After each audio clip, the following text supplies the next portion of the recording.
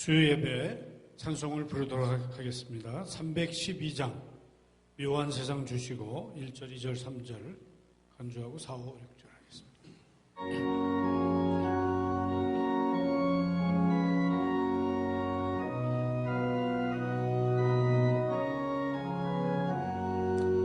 묘한 세상 주시고 아름다운 하늘과 많은 사랑 베풀어 우리 길러주시니 우리 주님 예수께 감사 찬송합니다. 산과 들의 조목을 울창하게 하시고 달과 별의 광채를 밤에 보여주시니 우리 주님 예수께 감사 찬송합니다.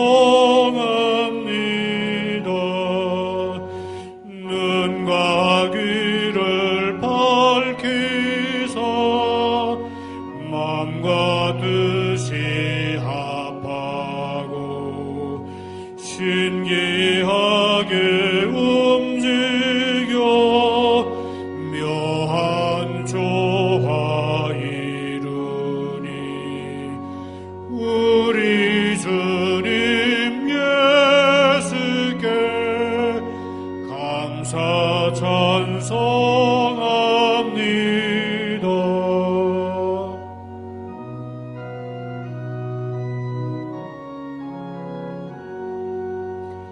부모 자녀의 정과 형제 자매 우애와 친구들의 사랑을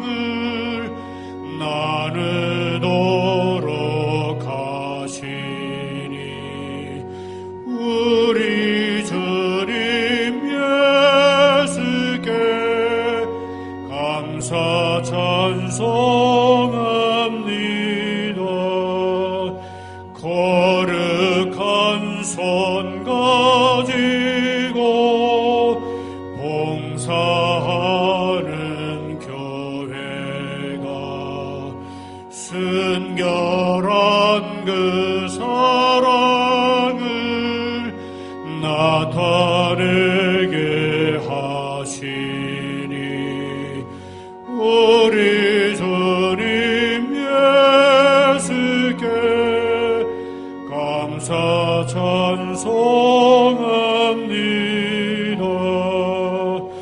주는 인류 위하여 자기 몸을 버리사 땅의 평화 이루고 하늘 기쁨 주시니 우리 주님 예수께 감사 찬송합니다.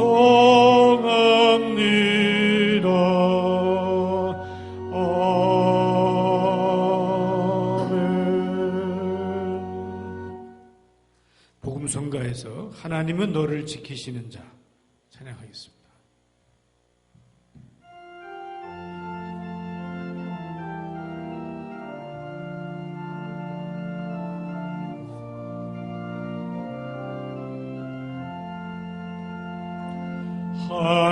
하나님은 너를 지키시는 자 너의 우편에 그늘 되시니 낮에 해와 밤에 달도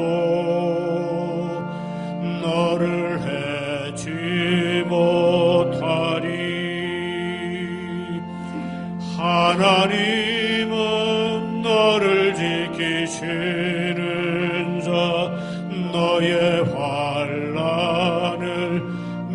하시니 그가 너를 지키시리라. 너의 출입을 지키시리라. 눈을 들어 산을 보라. 너의 도움 어디서 오나. 천지 지으신 너를 만드신 여호와께로다.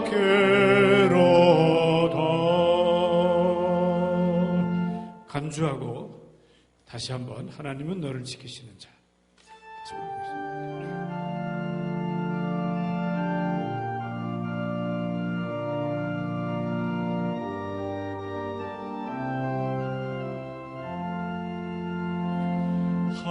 하나님은 너를 지키시는 자.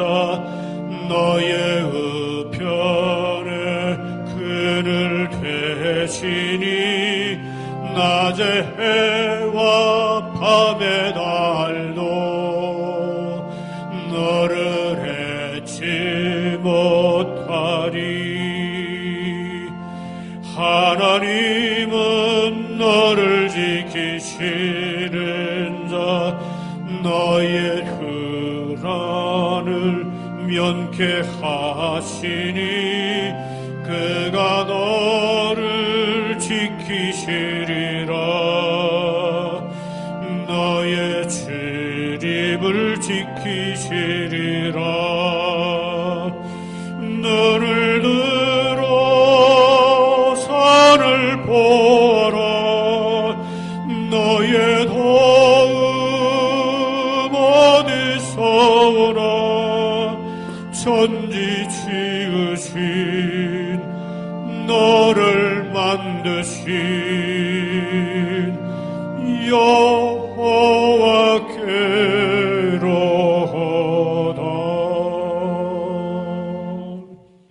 찬송가 우리 447장 오신실하신 주 1절 2절을 붙여서 부르고 간주하고 3절 하겠습니다.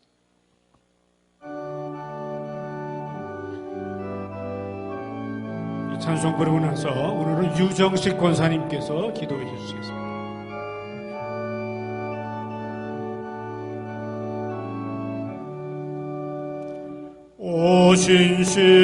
오신실하신 주 내 아버지여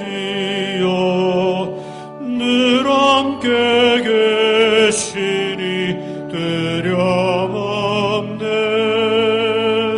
그 사랑 편찮고 날 지키시며 어제나 오늘이 한결같네. 봄철과 또 여름 가을과 겨울 해와 달 별들도 다 주의 것. 만물이 하나로 드러낸 증거. 신실한 주 사랑 나타내네. 오 신실하신 주, 오 신실하신 주, 날마다 자비를 베푸시며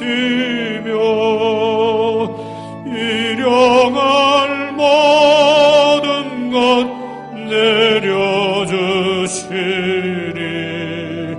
오 신실하신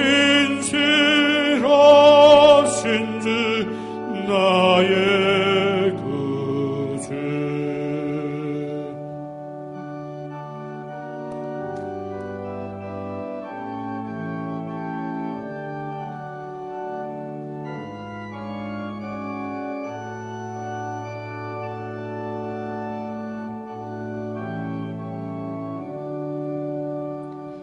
내 죄를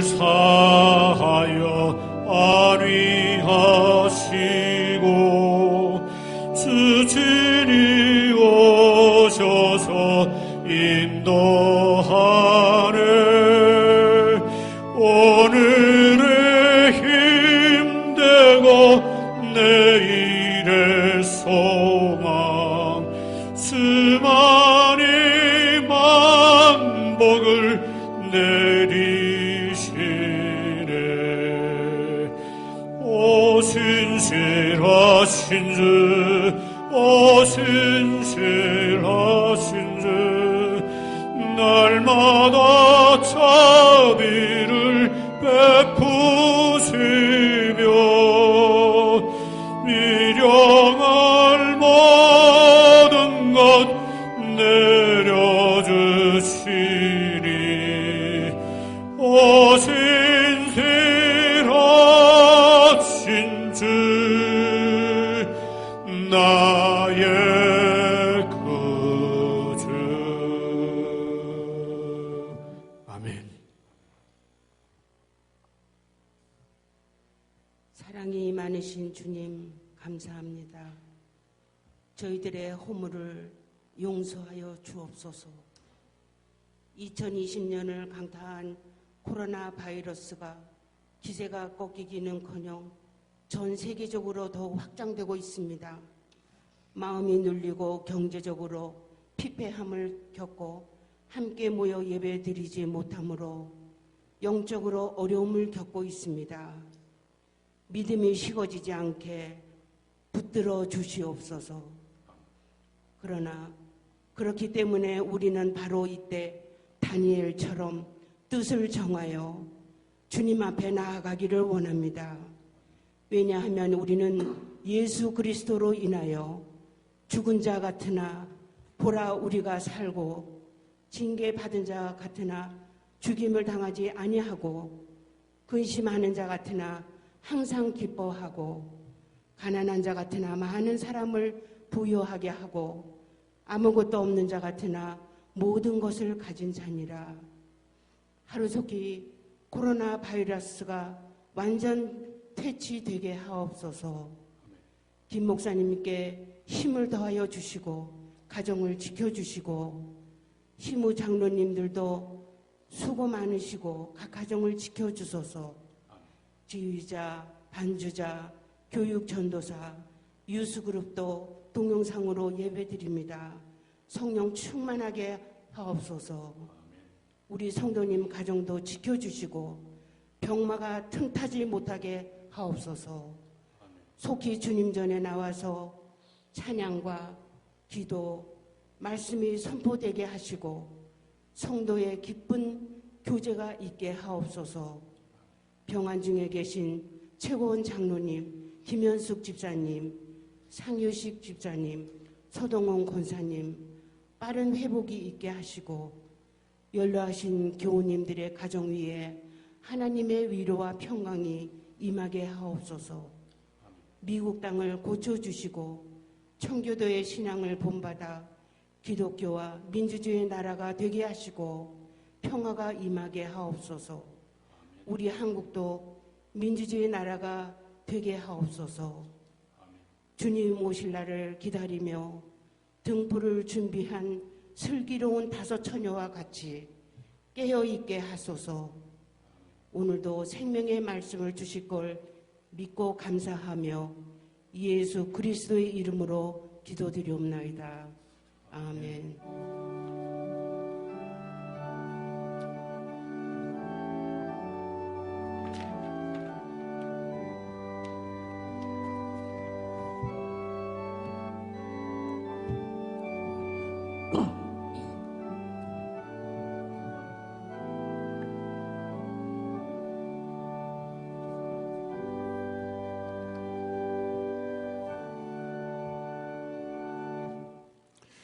귀한 찬송 시간 또 은혜에 우리에게 힘이 되는 권사님의 기도 감사드립니다.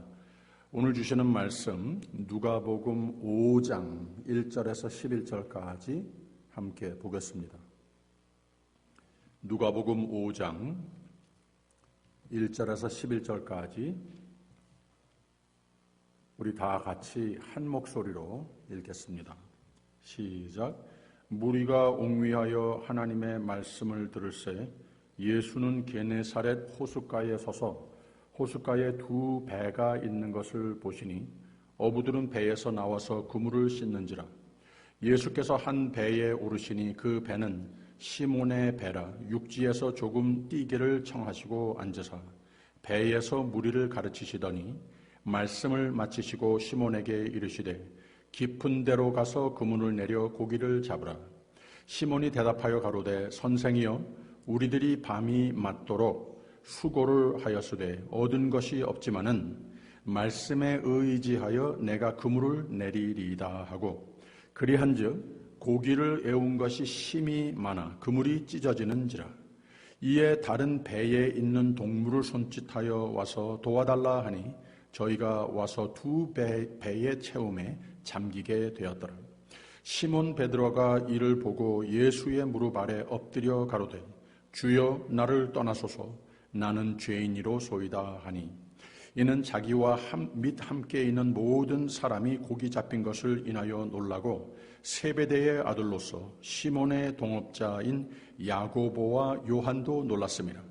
예수께서 시몬에게 일러 가라사대 무서워 말라 이제 후로는 네가 사람을 취하리라 하시니 저희가 배들을 육지에 대고 모든 것을 버려두고 예수를 좇으니라. 아멘. 제가 항상 하기 좋아하는 말 중에 우리는 하나님의 구원의 대상이자 하나님의 구원의 공구, 천국의 대사로 부름을 받은, 부탁을 받은 자들이다. 그래서 우리가 은혜의 삶, 천국을 누리면서 천국을 소망하면서 산다고 하는 의미는 두 가지라고 하는 거예요. 하나님께서 오직 은혜로 우리에게 베풀어 주신 그 생명을 누리는 삶이 감사로 찬송으로 누리는 삶이 되어야 하고 그 감사와 찬송이 더욱더 풍성해지기 위해서 더 기쁜 삶이 되기 위해서 하나님께서 부탁하시는 섬기는 삶, 귀한 복음을 전하는 삶을 겸할 때에 그렇게 되는 것이다. 이런 뜻입니다. 한국과 미국의 장신대학교의 기독교 역사를 가르치신 김인수 교수님은 성찬식의 의미에 대해서 글을 길게 쓰셨는데 그 중에 이런 부분이 있습니다. 떡과 잔으로 예수께서 우리의 생명을 위해 십자가에 돌아가신 사랑과 희생을 기념하는 예식이 성찬식이다 라고 하면서 동시에 교회가 한 몸 의식으로 함께 예배 중에 참여하는 것이 성찬식 아닌가. 그래서 그 떡과 잔으로 예수를 기념하며 감사로 먹었으면 내 삶이 또 교회가 누가 보아도 누구와 공동체를 맺건 성도는 예수가 세상으로 보내시는 생명의 식탁으로 초대하는 일꾼들이 이런 삶이 돼야 하는 것이다 라면서 교회의 정의, 성도의 삶의 정의, 하나님의 바램을 늘 의식하자라고 가르치셨습니다. 내가 자발적으로 하지 못하는 일에 여러분 자라오시면서 어린 시절부터 자라오시면서 이런 기억들이 날 거예요. 누군가의 나의 새로운 경험을 위해서 내가 보기도 하고 또 바라기로 했던 그러한 삶의 내용으로서 초대가 있어서 이거 같이 하자. 그 일에 또는 어떤 스포츠라든지 어떤 참여하고 싶었던 클럽 활동이라든지 사회적 엘리트의 계층이라든지 이런 데 초대가 있으면 우리는 인생에 그만큼 변화와 발전과 생동감이 생기는 기회가 되는 것 맞지 않습니까? 제가 어려서 저희 형 둘이 계셨는데 동네 탁구장에 종종 가던 모습을 아주 부럽게 바라보던 기억이 있어요. 저는 아직 너무 어려서 따라가지 못하는 그런 나이였습니다. 근데 하루는 제가 이제는 탁구를 배워도 될 나이가 됐다고 여겨졌는지 큰 형이 성수도 같이 가자라고 초대를 했을 때 얼마나 기뻤는지 모릅니다. 공립학교의 다음 학년으로 진학할 때마다 그런 기쁨이 설레임이 있었고 대학교 들어갈 때 또 신학교 들어갈 때도 그랬고 안수 시험들을 치르고 안수를 받던 때도 두려움도 있었지만 동시에 나에게 이제 펼쳐진 나의 노력을 최선을 다해야 하는 새로운 인생의 장이 펼치는 것 맞지만 이걸 통해서 내가 그만큼 더 보람있고 성장 있는 삶이 되겠구나. 이런 기대가, 이런 엑사이트먼트가 있었다고 하는 거예요. 지금까지 섬긴 여러 교회들의 시무 청원을 받았을 때도 똑같은 마음이었습니다. 이런 모든 인생의 마일스톤들, 저에게 큰 도전이 됐지만 그 기회가 주어진 것에 지금 뒤돌아보면 감사가 있고 잘해야 되니까 그때마다 지금까지 살아온 것보다는 더 잘해야 되겠다, 더 노력해야 되겠다 했던 기억이 납니다. 그런 과정들을 통해서 새로운 삶의 장을 통해서 항상 도전이 있고 두려움이 있었지만 그것을 통해서 우리는 이 세상 사는 가운데에 성장이 있는 것을 알고 있습니다. 아무튼 새로운 콜링으로 새로운 목적의식이 주어진다고 하는 것은 그 자체가 복이고 인생의 새 방향을 제시해주고 우리의 자아의식, 아이덴티티, 즉 단계적으로 사람이 되어가는 것, 하나님 뜻대로 쓰임을 받는 데에 보람과 기쁨이 되는 것은 당연한 겁니다. 우리 모두 그렇게 살아왔습니다. 이것이 인생입니다. 그냥 가만히 편하기만 원해서 보람되고 기쁨이 있는, 복이 있는 인생이 되는 것 아니지 않습니까? 무언가 우리가 우리 앞에 놓여진 일에 초대가 됐을 때 이것을 우리가 여러 가지 이모션을 안고 발을 내딛지만 바로 여기에서 자람이 있는 것이고 여기에서 참 보람된 또 덕을 끼치는 인생관이 열매를 맺는 것을 알고 있습니다. 그런데 다시 우리 모두 교회 성도는 인생을 예수 그리스도의 제자라는 의식을 지니고 살아야 하는 것 성경이 당연히 가르치는 바입니다. 모두가 성직자라고 하는 말을 제가 종종 하지 않습니까? 모든 일이, 모든 아이덴티티가 저 같은 목사만이 아니고 교회의 교역자들만이 아니고 교회에 어떤 직분이 있어서만이 아니라 하나님의 사람으로 부름을 받아 구원을 받고 천국의 삶을 살고 있는 사람은 더욱더 풍성한 생명의 삶이 되기 위해서 나 사는 모습, 나 하는 모든 일이 성직이고 내가 그러므로 곧 성직자인 것이다. 이것을 성경은 동시에 가르쳐주고 있는 겁니다. 그래서 베드로전서 2장 9절을 보면 너희는 택하신 족속이요 왕같은 제사장이요 거룩한 나라요 그의 소유된 백성이니 이는 너희를 어두운 데서 불러내어 그의 기이한 빛에 들어가게 하시니에 아름다운 덕을 선포하게 하려 하심이라. 너희가 이방인 중에서 행실을 선하게 가져 너희를 악행한다고 비방하는 자들로 하여금 너희 선한 일을 보고 오시는 날에 하나님께 영광을 돌리게 함이라 라고 그랬습니다. 두 가지를 분명히 선포하는 것 아니겠습니까? 우리의 아이덴티티는 하나님의 사람, 하나님의 것이 된 우리는 하나님의 것으로 택함을 받아 생명의 삶을 살 존재인 것이고 얼마나 감사하고 얼마나 찬송입니까? 그런데 이 귀한 복음을 전하고 사는 삶에서 예수 그리스도의 흔적이 나타나는 나는 섬김을 받으려고 온 것이 아니고 섬기려 하노라.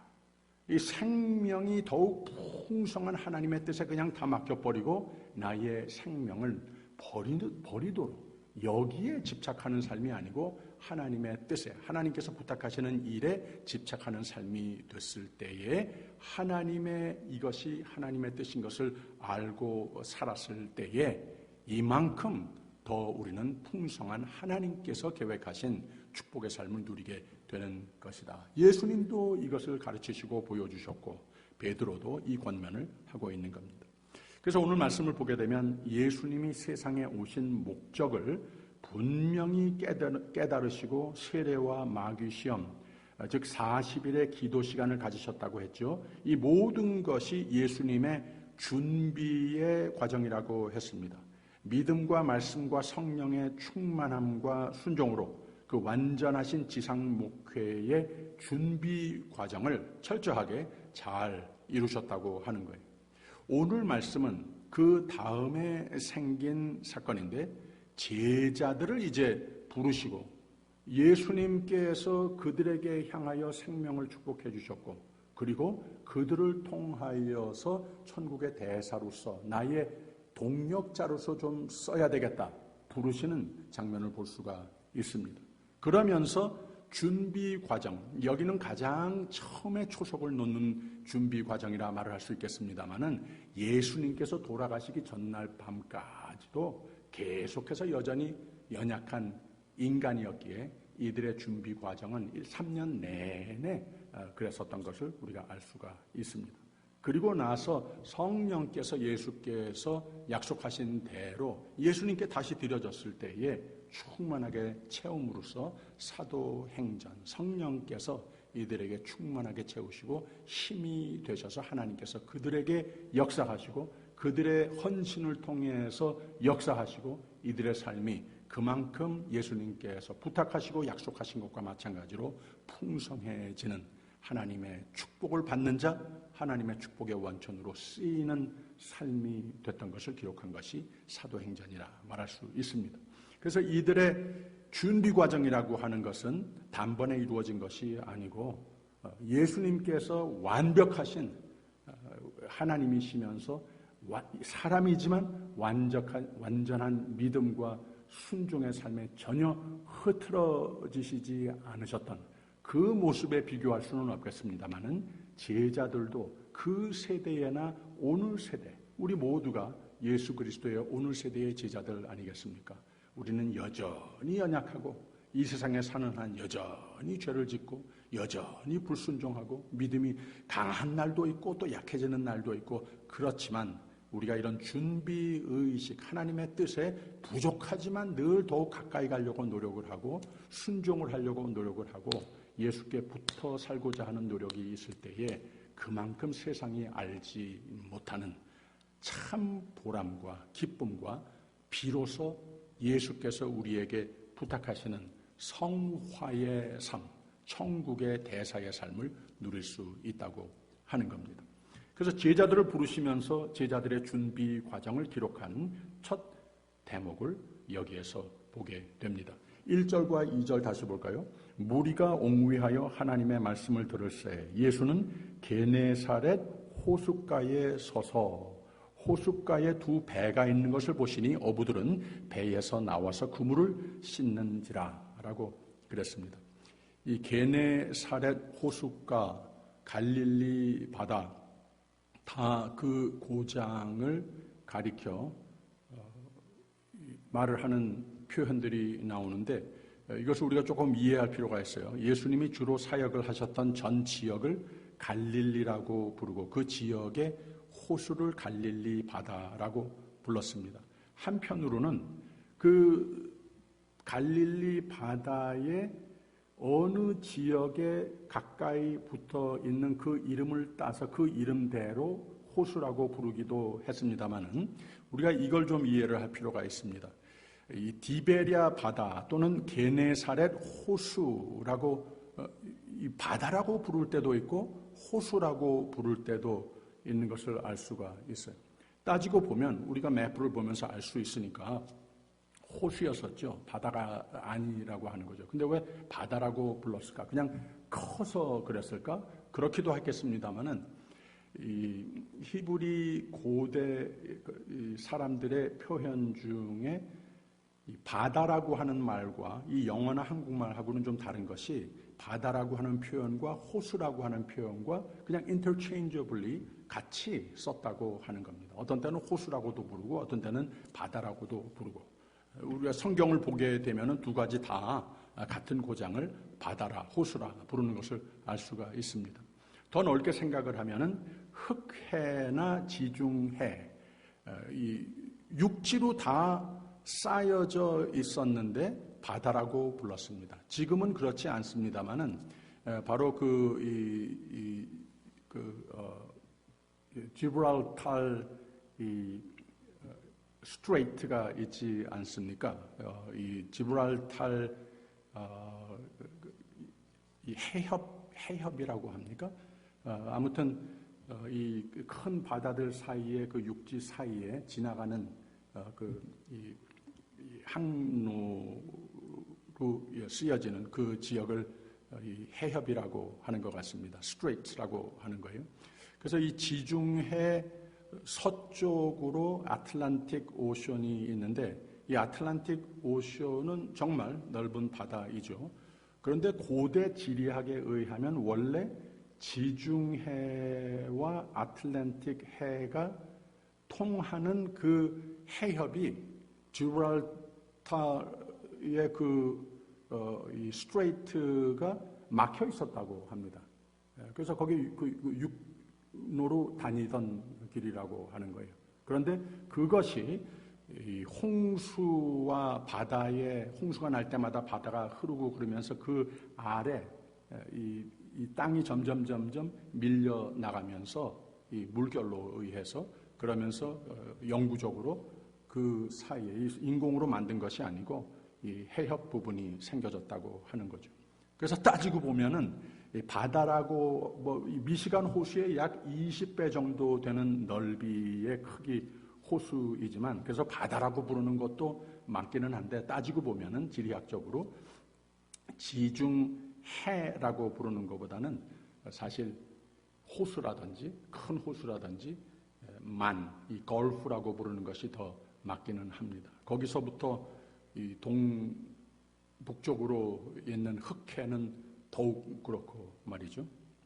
아무튼 이 고대 언어로는 바다와 호수라고 하는 말을 같은 곳을 가리켜 함께 썼다고 하는 말씀을 드리는 겁니다. 바로 이 갈릴리 바다, 게네사렛 호수에서 어부들을 예수님이 만나신 겁니다. 예수님은 이미 이들을 예수님의 제자로 부르시기로 작정하신 것을 볼 수가 있습니다.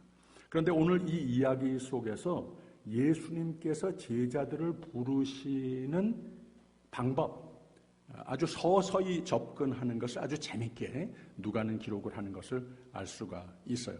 2절 다시 보면 호숫가에 두 배가 있는 것을 보시니 어부들은 배에서 나와서 그물을 씻는지라라고 그랬어요. 그들의 생업을 운영하는, 생업에 종사하고 있는, 관리하고 있는 그 모습을 아주 짧은 문장으로서 보여주고 있습니다. 3절에 있는 말씀 보면 예수께서 한 배에 오르시니 그 배는 시몬의 배라. 육지에서 조금 뛰기를 청하시고 앉으사 배에서 무리를 가르치시더니 라고 그랬어요. 많은 학자들은 이 대목을 보면서 거기 그냥 해변가에 서서 말씀을 전하게 되면은 무리가 너무 많고 너무 가까이 있어서 잘 그들에게 설교를 하기가 힘드셨을 거다. 그래서 한 발짝 좀 물러나기 위해서 그들의 배에 올라타셔서 육지에서 조금 떨어지게 되면은 조금 더 한눈에 들어오기도 하고 말씀을 전할 수 있지 않았겠는가.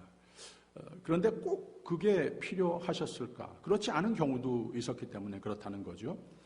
그런데 여기서 예수님께서 베드로와 제자들에게 조금 더 가까이 나오는 과정이 아니었을까? 저는 이렇게 짐작을 합니다. 예수님께서 이들에게 관심을 두고 이들을 제자로 부르셔야 되겠다.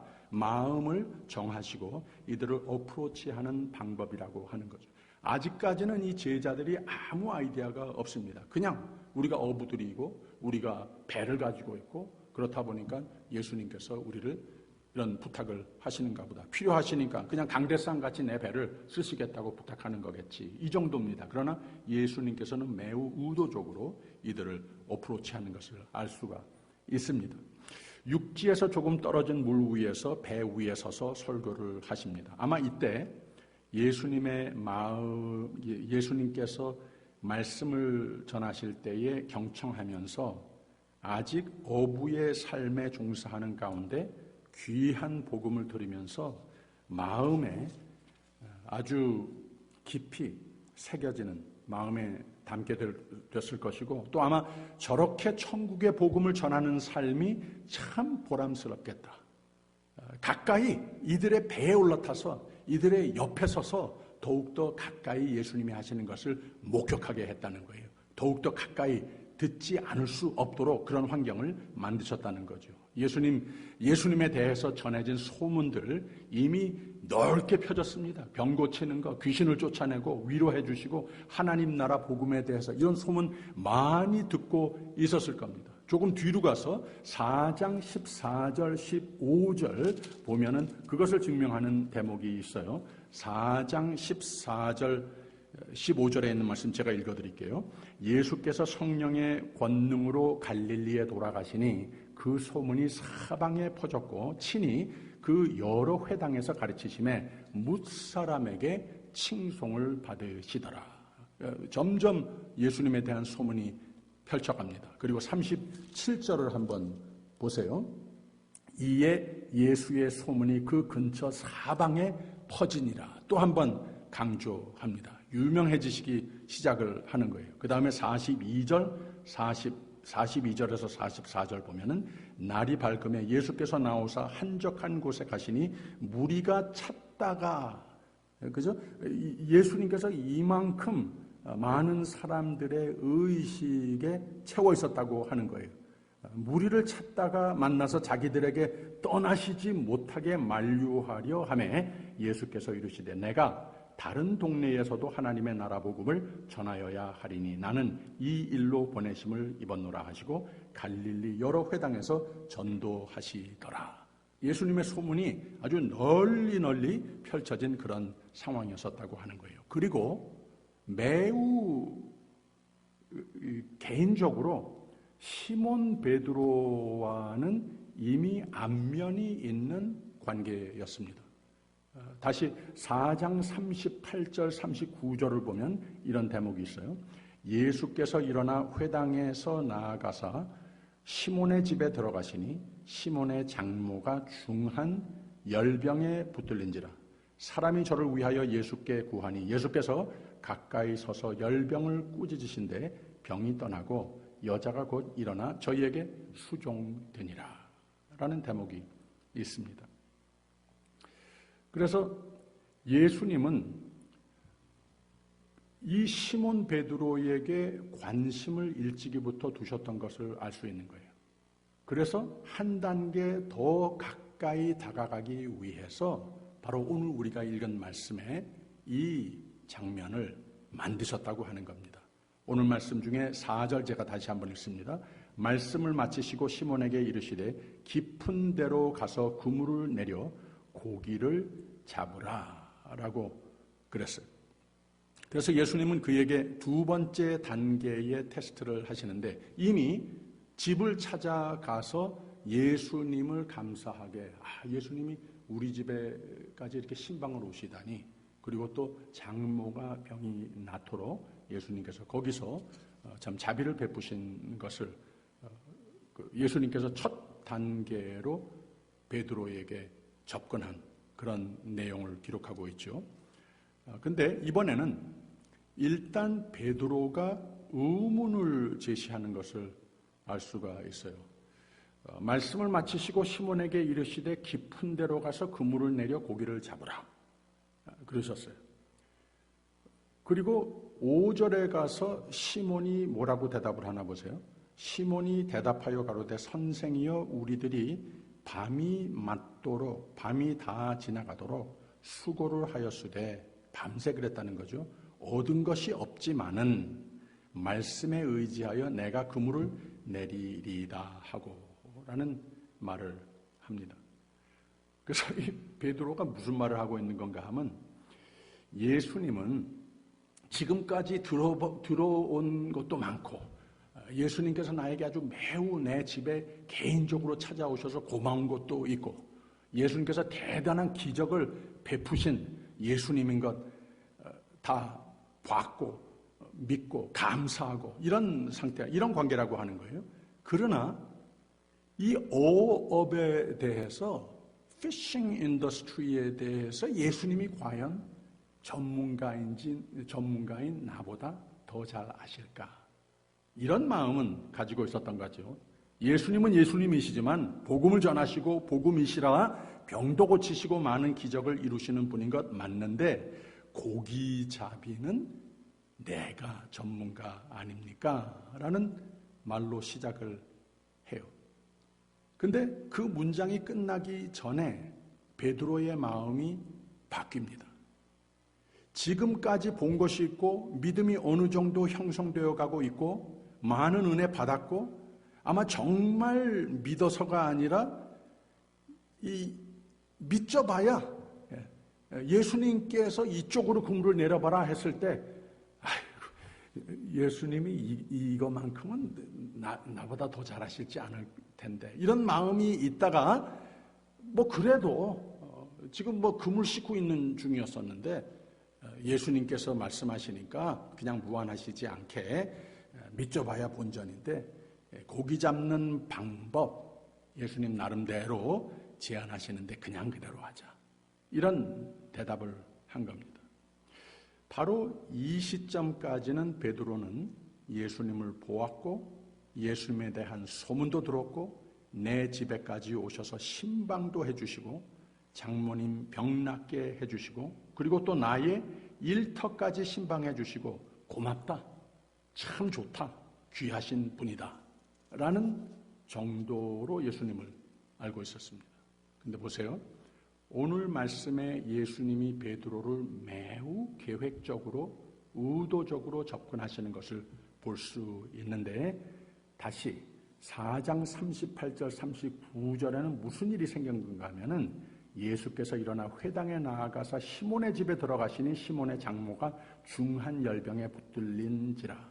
사람이 저를 위하여 예수께 구하니 예수께서 가까이 서서 열병을 꾸짖으신데 병이 떠나고 여자가 곧 일어나 저희에게 수종되니라 라고 그랬습니다. 그래서 예수님께서 자기의 제자로 자기의 천국의 복음의 동역자로 부르시는 사람, 이 사람을 어프로치하는 방법이 이들로 하여금 믿음을 가지게 하여 주시고 예수님께서 삭개오를 찾아가서 그로 하여금 믿음을 확인시켜주고 그 집에 들어가야 되겠다 하신 것과 마찬가지로 우리의 삶의 터전에 들어오시는 예수님이라고 하는 겁니다.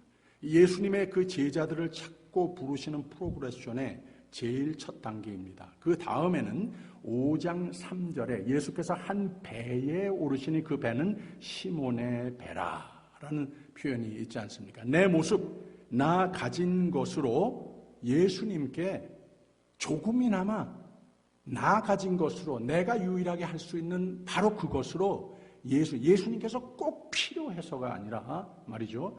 예수님께서 그거 나에게 달라라고 초대를 하시는 겁니다. 이 헌신을 한번 해보게끔 하신다고 하는 거예요. 헌신을 했을 때에 내가 무언가 일을, 에너지를, 시간을 투자한 것에 그만큼 더 거기에 애착이 가지 않습니까? 이게 잘 돼야 된다고 하는 그런 마음이 있는 것 아니겠습니까? 내가 그런 과거가 없으면은 별로 상관 안 합니다. 그런데 내가 거기에 무언가 헌신을 했을 때 바로 그것을 하게 하신다는 거예요. 이게 예수님께서 제자들을 찾으시는, 부르시는 프로그레션의 그 다음 단계입니다. 그 다음에는 예수를 나의 삶, 나의 가정, 생업의 주인으로 모시게 합니다. 4절에 말씀을 마치시고 시몬에게 이르시되 깊은 데로 가서 그물을 내려 고기를 잡으라.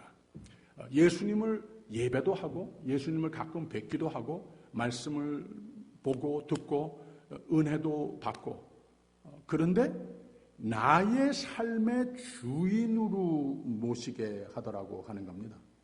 내가 더 잘 아는 것 같은데 이런 생각이 들 정도로 납득이 안 갈 정도로 그거 다 달라고 나한테 내가 내 삶에도 그냥 들어갈 유하여야 하리라 정도만이 아니고 거기에도 내가 왕이 돼야 되겠다. 거기에도 내가 주인이 돼야 되겠다. 이런 말씀을 하시는 겁니다. 이해가 납득이 안 가도 말씀대로 순종하도록 도전을 하신다고 하는 겁니다. 그래서 시몬이 대답하여 가로되 선생이여 우리들이 밤이 맞도록 수고를 하였으되 얻은 것이 없지만은 말씀에 의지하여 내가 그물을 내리리이다 하고 그랬어요. 이게 납득이 가서 완전히 믿어져서 할 수도 있는 것이고, 그렇지 않더라도 그런 이야기가 성경 속에 얼마나 많습니까? 아브라함도 부르실 때에 순종할 때에 그런 마음 상태로서 납득이 안 가고 잘 이해가 안 가고 아무것도 모르는 가운데에 갔고 그러지 않았습니까? 모세를 부르실 때에도 모세는 대놓고 You got the wrong person. 나는 아닙니다. 나는 못합니다. 딴 사람 보내주세요. 내가 생각하기에도 저 사람이 훨씬 낫습니다. 이런 대화를 하는 중에도 하나님께서는 No, it's you. 너를 부른다고. 그리고 내가 함께 한다. 그래서 결국 몇 번이나 모세가 사양을 하는데도 하나님께서 그를 선택하지 않습니까? 그랬더니 6절에 가서 그리한즉 고기에 애운 것이 심히 많아 그물이 찢어지는지라 라고 그랬습니다. 또 기적을 보게 한다는 거예요. 예수님은 진정 온 우주 만물의 통치자이심을 체험하게 된다는 거죠. 내가 네 삶에도 주인이 돼야 되겠다 하는 거죠. 내가 네 삶도 좀 써야 되겠다 한다는 거죠. 너도 아주 ordinary person이라고 생각을 해온 너도 하나님의 은혜를 그저 받기만 하면서 사는 것이 족하다고 생각하는 믿음의 사람, 너도 바로 내 동력자가 됐을 때 거기서 누릴 수 있는 기쁨이 엄청나게 더 큰 것이다. 이제 그 단계로 넘어가는 겁니다. 바로 이때 예수님의 권위, 하나님 되심, 왕 중의 왕, 만물의 권세자이심을 베드로는 깨닫게 된다고 하는 겁니다. 그래서 8절에 가서 이런 대목이 있어요. 시몬 베드로가 이를 보고 예수의 무릎 아래 엎드려 가로되 주여 나를 떠나소서 나는 죄인이로소이다 하니. 그래서 왜 이런 말이 나오는가 하면, 왜 이렇게 부정적인 말이 나오는가 하면, 예수님께서 어떤 분이시라고 하는 건 다 봤다는 말이에요. 그 예수님께서 내 집에 들어와서도 지금 내 배에 타서도 나에게 보여준 것이 엄청나고 거룩하고 하나님께서 하시는 그 일밖에는 no explanation, 도무지 이해가 안 가는 그런 모습을 다 봤는데, 가만 보니까 예수님께서 끌어가고 있는 이 프로그레션을 가만 보게 되니까 여기 나를 지금 좀 포함하시려고 하는 것이 느껴진 거예요. 그래서 두려워진 겁니다. 덜컥 내려앉게 된 겁니다. 그러한즉 고기를 애운 것이 심히 많아 그물이 찢어지는지라. 시몬 베드로가 이를 보고 예수의 무릎 앞에 엎드려 가로되 주여 나를 떠나소서 나는 죄인이로소이다 하니. 그렇습니다. 모세가 하나님께서 부르셨을 때에 비슷한 대답을 하고 있는 것 아니겠습니까? 예수님께 감사했고 많이 기적을 보았고 그 선포하시는 하늘나라 복음 참 좋았고 내 삶에까지 내 생업까지 관심과 자비의 마음이 있으셔서 이거 본 것 참 좋았는데 볼 것 다 봤는데 와 너무 멋있으시다. 내 삶이 저런 일에 한번 참여했으면 하는 생각까지 스쳐갔는데 예수님께서 정말로 나에게 이런 깊은 관심을 가지고 동력자로 부르시는 것을 의식했다고 하는 겁니다. 시몬 베드로가 이를 보고 예수의 무릎 아래 엎드려 가로되 주여 나를 떠나소서 나는 죄인이로소이다 라고 그랬습니다. 바로 여기서 혹시 예수님께서 나를 스카우트하려고 하시는 게 분명하구나 이 생각이 든 겁니다. 이렇게 가까이 접근하는 것 가만 보니까 예수님께서 이런 속셈이 있으셨구나 알게 된 겁니다. 근데 설레이는 마음도 있었지만 인생을 저렇게 한번 살아본다면 얼마나 멋질까 이런 마음도 다 있었는데 감히 나 같은 죄인이 이런 것을 할 수 있겠는가 그렇게 자기 자신을 비춰봤을 때 겁이 덜컥 난 겁니다. 예수님이 저를 몰라도 한참 모르십니다 하는 대답입니다. 나는 예수님 같은 분 가까이 할 자격 전혀 없는 사람입니다 하는 겁니다. 그러니까 저를 떠나주십시오 라고 하는 말까지 나오는 겁니다. 마치 예수님이 모세를 부르실 때와 비슷한 심정으로 예수님이 무슨 일 하시는 분인지 아는데 참 좋고 거룩한 일이신데 너무 좋고 너무 감사한데 나는 아닙니다. 나는 결격입니다.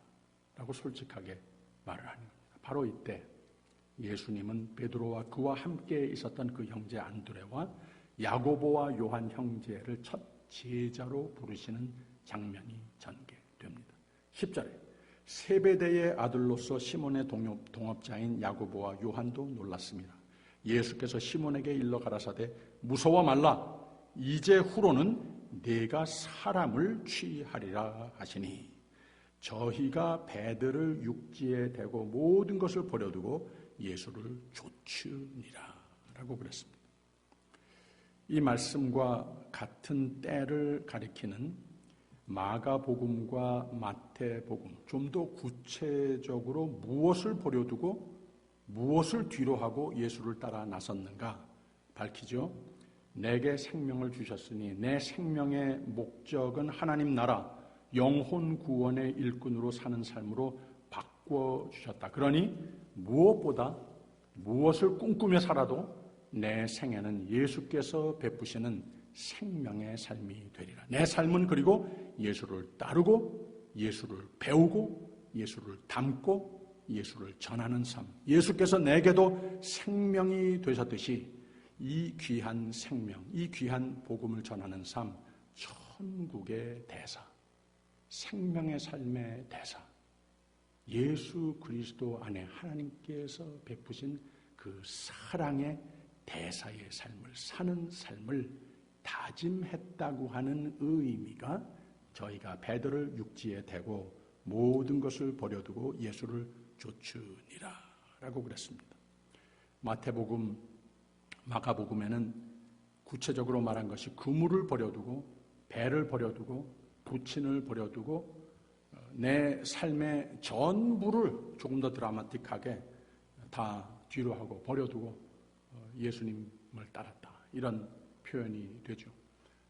그런데 이것을 우리가 우리의 삶에 적용했을 때에 그러면 이런 말씀을 우리가 접할 때마다 우리 부모님도 떠나야 되고 하던 일들도 다 그만둬야 되고 이런 의미로 받아들이면 안 되고 이제는 예수보다 귀한 것이 없으니 예수가 참으로 값진 생명의 근원이시니 그리고 그 생명의 근원에 발과 팔과 입술과 품이 되다오 나의 동역자가 되다오 부르심까지 있으니 다 인생의 모든 가치를 오직 예수께 예수 안의 삶에 둔다라고 하는 새로운 인생관을 다짐했다. 이렇게 주석을 하면은 맞습니다. 그물이라고 하는 것이 삶의 수단, 꼭 필요한 것을 말하겠죠.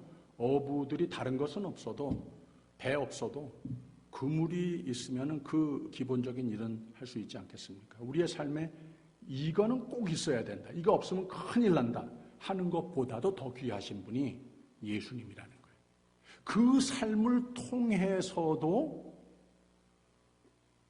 예수 그리스도께서 우리에게 부탁하시는 생명의 통로가 되는 삶을 거기 그 목적을 두고 사는 우리 모두가 돼야 한다라고 하는 이런 뜻이에요. 그런 의미로서 이것을 버려두고 그것 자체가 업 자체가 이 목적이 수단이 돼서는 안 된다는 그런 의미죠. 배는 삶의 수단이지만 고기 있는 곳을 찾아 가장 바람직한 곳에 그물을 내리는 기술, 경력, 지식 등등 이런 것을 상징하는 것 아니겠습니까? 그리고 부치는 내가 아는 안정감, 전통, 문화권 등등을 상징한다 말할 수 있습니다.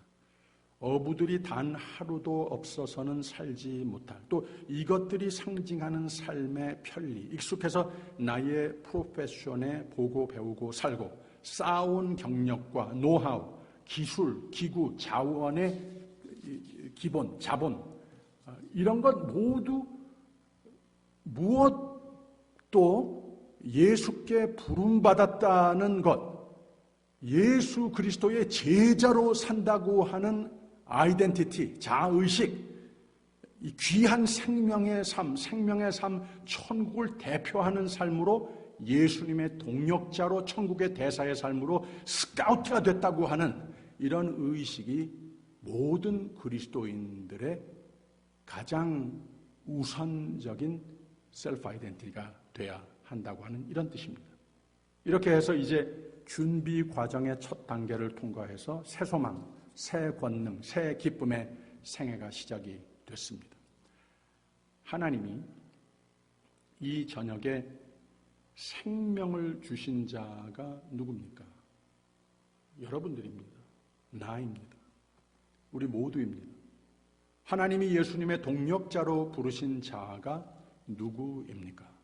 교회 역사 2000년 중에 이것을 잘못 이해를 하고 매우 의도적으로 세상적으로 인간적으로 풀이해서 교회의 성도의 삶에 적용한 오류도 있었습니다마는 성경을 바로 보는 예수님의 마음을 바로 보는 우리가 됐다면 오늘 세대의 교회는 예수님의 머리가 되시는 몸을 이루고 있는 것이고 우리 모두는 교회를 이루고 있는 성도 한 사람 한 사람은 모든 직분자들은 그 몸의 지체라.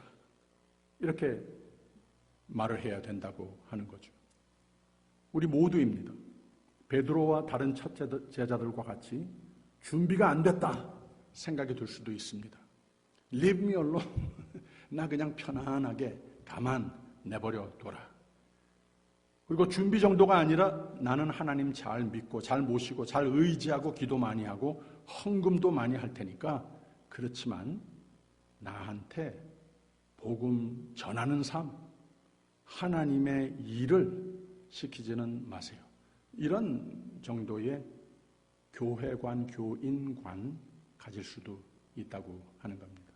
난 아무것도 모르고 아무것도 못합니다 라고 생각이 들 수도 있습니다. 근데 하나님은 다 준비됐고 이미 많은 이들에게 리더로 인정을 받는 사람들, 더욱이 많은 것을 알고 많은 세상적 은사를 다 갖췄고 경험이 많아서 누구 앞에서든 자신감이 넘치는 사람, 이런 사람들 물론 하나님께서 불러서 쓰시죠. 그 은사를 믿음으로 주님 앞에 드려졌을 때에 쓰시죠. 그러나 여러분, 사실 하나님은 꼭 그런 사람들, 모여있을 때에 탁 두드러지는 사람들만 찾고 부르시는 하나님이 아니시라고 하는 말입니다. 그런 사람들은 못 돼도 괜찮습니다. 하나님이 부르시면 됐습니다. 자신 없는, 하물며 베드로와 같이 나는 죄인이로소이다, 난 멀고도 멀었다고 생각이 되는 나라 할지라도 두 가지만 있으면 되는 겁니다. 다시 10절. 세베대의 아들로서 시몬의 동업자인 야고보와 요한도 놀랐습니다. 예수께서 시몬에게 일러 가라사대 무서워 말라, 이제후로는 내가 사람을 취하리라 하시니. 천국의 대사의 삶의 아이덴티티, 너의 삶의 우선이 되는 이 셀프 아이덴티티 꼭 지녀다오. 예수님의 음성을 듣고 이렇게 부르시면 이 음성을 부르시는 것을 꼭 믿고 11절에 저희가 배들을 육지에 대고 모든 것을 버려두고 예수를 좇으니라.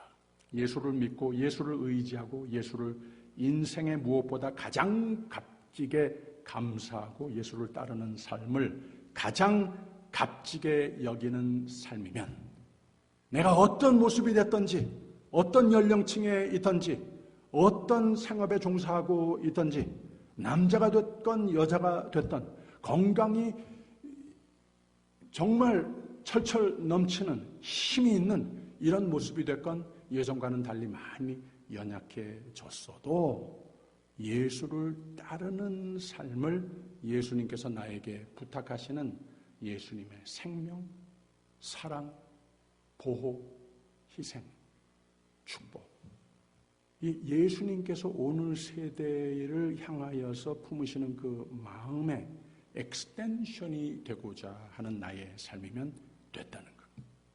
이게 누구냐고요? 아까 말씀했지 않았습니까? 너희는 택한 족속이요 왕같은 제사장이요 거룩한 나라요 그의 소유된 백성이니 너희를 어두운 데서 불러내어 그의 기이한 빛에 들어가게 하신 이의 아름다운 덕을 선포하게 하려 하심이라. 이 말을 누가 했다고 그랬죠? 베드로전서. 베드로가 나를 떠나십시오. 나는 죄인이로소이다. 이렇게 생각했던 베드로가 지금까지 살고 보니 나는 아닙니다. 나는 못합니다. 이렇게 대답을 했던 내가 예수를 따르는 생명의 삶을 살다 보니 거기에 믿음과 순종을 내 최선을 다하면서 살다 보니 그 도중에 죄도 많이 짓고 실수도 많이 했고 불신도 많이 했고 예수님을 모른다고 그런 적도 있었는데 내가 그러나 예수님의 은혜로 말미암아 항상 나를 찾아오시고 나를 권면하시는 예수님의 생명의 음성을 내 가슴에 담고 회개하고 다시 주님 앞에 나오고 또 나오고 그렇게 했더니 그야말로 예수를 따르는 생명의 삶이라고 하는 것은 파워풀한 것이더라. 여기에 참으로 기쁨이 있더라. 여기에 참으로 보람이 있더라. 여기에 애당초 예수께서 하나님께서 나를 하나님의 형상으로 만들어 주신 그 목적이 거기서 발견이 되더라. 개인 간증인 말씀도 한 대목이 바로 이 베드로전서 2장 9절의 말씀입니다.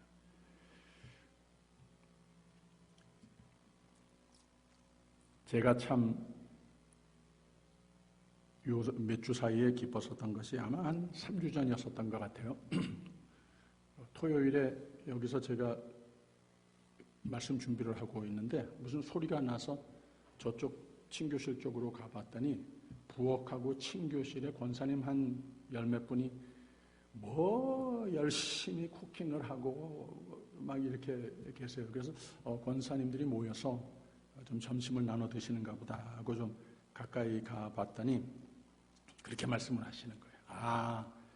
우리가 참 힘든 팬데믹 계절을 지나고 있기는 하지만 우리가 그냥 가만히 있는 것 자체가 너무 답답해서 못 견디겠다. 그래서 하나님께서 우리에게 부탁하시는 일이 뭘까?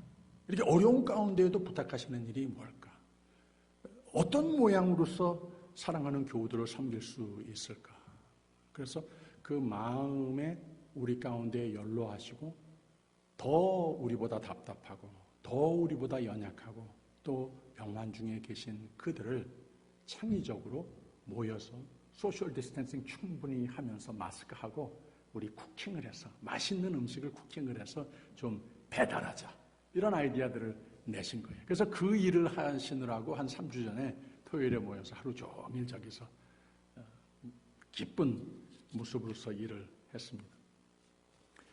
오늘 아침에 회장 권사님이 저한테 메시지를 보냈는데 목사님 우리 또 하기로 했어요. 그러면서 이번 토요일에 우리 또 모여서 해요. 그래서 그 말을 하는데 얼마나 참 신나 하시는지 감사한 마음이 있었습니다. 제가 참 기뻤습니다.